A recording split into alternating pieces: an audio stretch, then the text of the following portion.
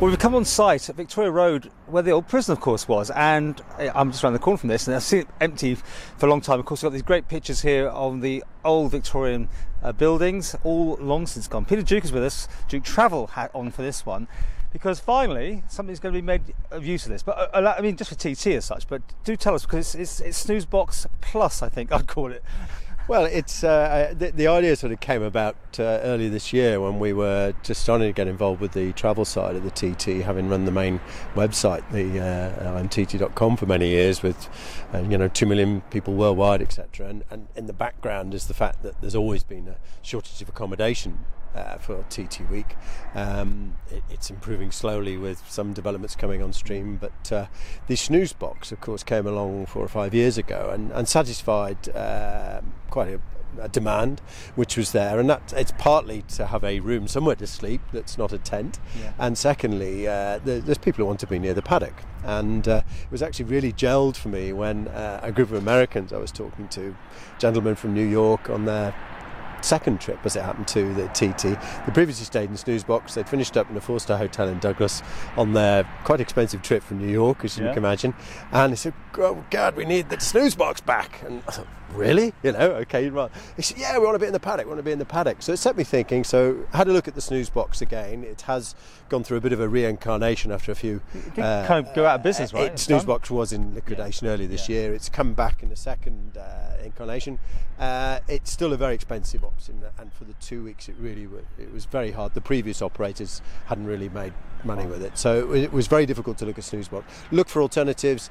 I think I found a good alternative. It's a room, still a steel box if you like a room, but it's a bit better though. The pictures that you've shown up on sites, it's slightly one up, because Snooze Box was a container with minimalistic sort of thing. Yes, I mean the Snooze Box was very like a block hotel. I've stayed in them a couple of times at Gatwick. It really is very small. There's two of you, you've got to move one at a time.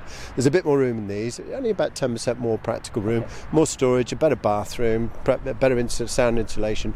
I think they'll do the job. They're not a luxurious 4-star suite for sure, but they're going to be very close to the paddock. Here we are, and it's amazing this site has been unused for so long. Not even for parking, but it's very near the ground, the paddock. I mean, last year the only thing that was useful was Prince William landing actually in his helicopter here. I missed that. Right, okay. So maybe he's looking for a Snooze Box. It's got history, this site. You're going to have to put in toilet blocks, are you? And well, every suite has its own shower and its own hot water tank. Okay. It'll do 2 good showers. It's got a heating element. It's got ventilation. Has all the fire, meets all that side of it. So it ticks a lot of boxes. There's 3,500 of these in use throughout the UK. They're used for university accommodation. And the Navy are using 200 of them at Rosyth at the moment for fitting out nuclear subs. All the technicians are staying there for 2 years, obviously a month at a time, whatever. So it looks like it's an acceptable form of accommodation. There will be a breakfast marquee, continental breakfast and drinks, tea, coffee throughout the day, and we're doing a voucher system for local breakfast if you want to fry up. Nice. So we're very near ShopRite, the supermarket. It's got a good access off the road here. Not many people, we think, will actually be on bikes because the boats are so full. We're filling practice suite gaps and very actively marketing that. But actually the main client base is probably the corporate sponsors, who last year some of those really struggled to bring any guests over because of the shortage of accommodation. So right now we've got 360, I think it is, bed nights pending for sponsors, the TT sponsors. Some of those right on the point of booking. And the other side is people who fly in, like our New York group, who say there might be 20 this year, so they're going to come back, I think, and quite a few other marketing activities we've got internationally. We're part of the Motorsport Network group now, and that reaches 30 million people every month on the internet, and 17 languages. So I'm looking for quite a lot of continental visitors who will fly in. We've got at least 2 groups coming in on charter planes, one of which we're involved with. This is fascinating to hear all this, because I mean all that is such positive news, and maybe people don't make enough of this. It's.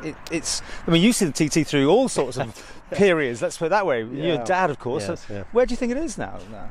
Well, the TT. I mean, I've always said if you had a bridge to Liverpool, we'd have 250,000 people here. for both weekends. You know, I'm quite convinced of that. And Le Mans has 250,000, 60,000 Brits go, whatever. So we would have a vast crowd if you could get here and somewhere to sleep. So the TT isn't short of demand. I think it's even so. I think it's unmarketed outside UK, but apart from that, the demand is there. We have 200,000 Americans using the website, the IMTT website. Yeah. So we're going to package and make it easier for people to come here. We need somewhere for them to sleep. There are more hotels coming on stream. We've filled the majority of the rooms. Mount Murray. For this TT, which is now open again. Looking forward to more hotels opening, and indeed hopefully filling our TT village for people who want to be by the paddock. And just as an aside from this, because I was slightly involved, your motorsport.tv, the .com site, surprise, you had a last minute.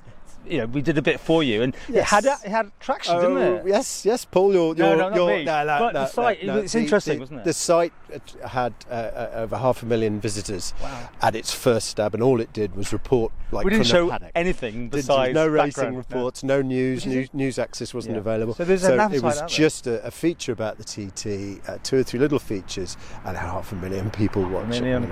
So it just shows the potential in the wider world. Almost as big as MTTV. And hopefully all these interested people are going to want to visit. So that's why we're quite excited about the travel opportunities. It's all sorted in planning. I think all done or what? We're going in for planning imminently. We've engaged consultants, and we have actually spoken obviously to the fire. The crucial one is obviously fire approval. We have spoken to planning in preliminary form. We'll be going to planning in the next few days. In fact, obviously we're engaging with the local residents. We want to show them our ideas before we go to planning. In fact, that's being done this week. We're trying to. There's 8 or 9 official bodies, as well as a more important local resident, who we need to talk to before we go to planning, really, and need to satisfy. So we're 6, 7, 8 months ahead. The reality of temporary accommodation units, whether it's a tent, is until it's actually set up, you don't actually have your fire certificate, so you don't actually know technically. So few hoops. Yeah. And will you stay here for both festivals or just TT? Well, it's our units go off down to Glastonbury for the build there. It's the stars and whatever the people who are at Glastonbury use that during at the end of June. So sadly they've got to leave the island. But we will look at the classic TT. We were short of hotel beds this year for classic, particularly a proper room rather than a tent.